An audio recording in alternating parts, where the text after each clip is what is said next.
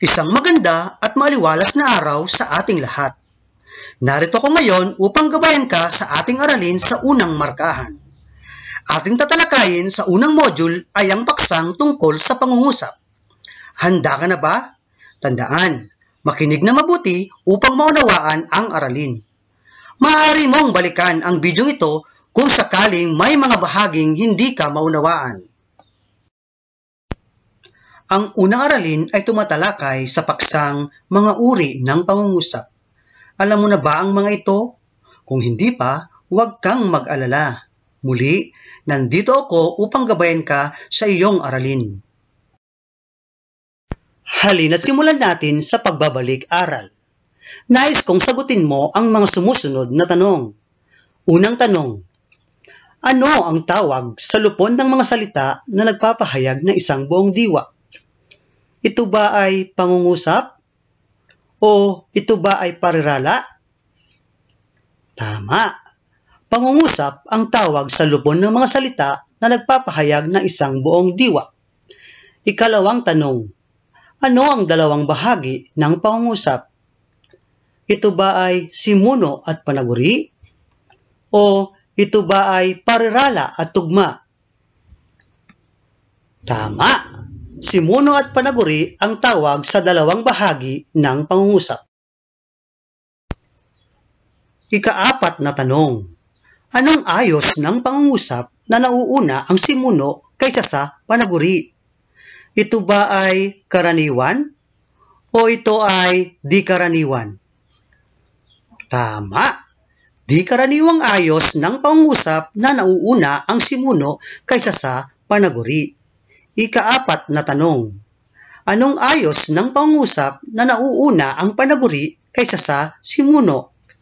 Ito ba ay karaniwan o di karaniwan?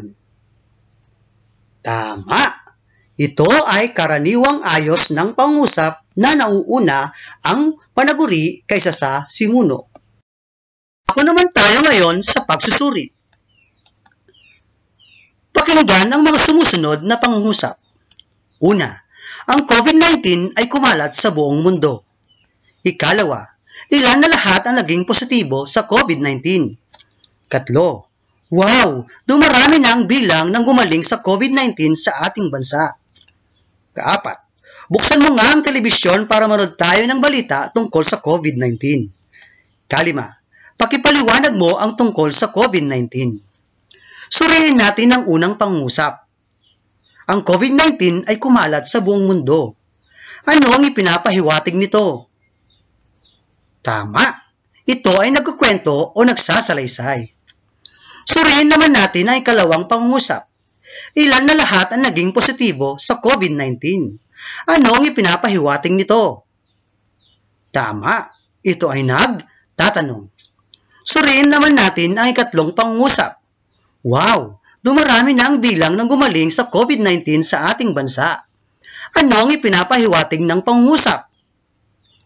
Tama, ito ay nagpapahayag ng damdamin. Suriin natin ang ikaapat na pangungusap.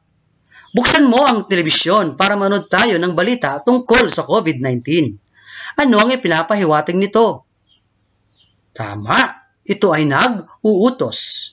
Suriin natin ang panghuling pangungusap. Pakipaliwanag mo ang tungkol sa COVID-19. Ano ang ipinapahiwatig ng pangungusap? Tama, ito ay nakikiusap. Dumako naman tayo ngayon sa ating pagtatalakay. Mga uri ng pangungusap. Una, pasalaysay. Ito ay pangungusap na nagsasalaysay o nagkukwento. Ito ay nagtatapos sa tuldok. Halimbawa, una, ang mahal ng presyo ng mga bilihin ngayon. Kalawa, ang kalabaw ay nakawala sa bukid. Ikatlo, ang bansa ay nahaharap sa matinding krisis. Ikalawa, patanong. Ito ay pangungusap na nagtatanong. Ito ay nagtatapos sa tandang pananong. Halimbawa, una, saan ka nakabili ng iyong bagong bisikleta? Kalawa, bakit ang daming tao sa parke kanina? Ikatlo, sino ang pinuno ng inyong paaralan? Ikatlo, pautos. Ito ay pangungusap na nag-uutos. Ito ay nagtatapos sa tuldok. Halimbawa, una, linisin mo ang ating bahay.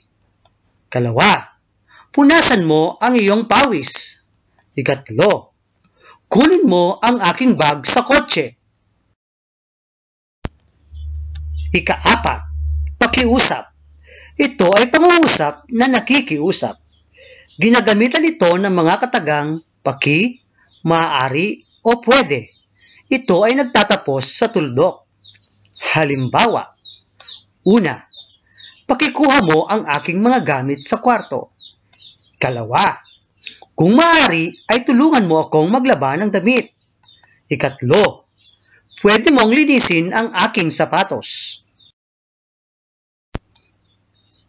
Dumako naman tayo ngayon sa panglima, padamdam. Ito ay pangungusap na nagpapahayag ng masidhing damdamin. Ginagamitan ng tandang padamdam sa hulihan ng mga katagang naglalahad ng damdamin. Halimbawa, una, aray, ang sakit ng aking tiyan. Kalawa, yehey, may bago akong laruan. Ikatlo, naku, ang bata nahulog sa puno. Narito ang mga dapat nating tandaan. May 5 uri ng pangungusap. Ito ay ang pasalaysay, patanong, pautos, pakiusap, at padamdam. Dumako naman tayo ngayon sa mga pagsasanay. Una, kilalanin ang mga uri ng pangungusap. Una, ito ay pangungusap na nakikiusap. Tama, ito ay pakiusap. Kalawa, ito ay pangungusap na nagpapahayag ng masidhing damdamin. Tama, ito ay padamdam. Tatlo, ito ay pangungusap na nag-uutos. Tama, ito ay pautos. Ika-4, ito ay pangungusap na nagtatanong. Tama, ito ay patanong. Ka-5, ito ay pangungusap na nagkukwento o nagsasalaysay.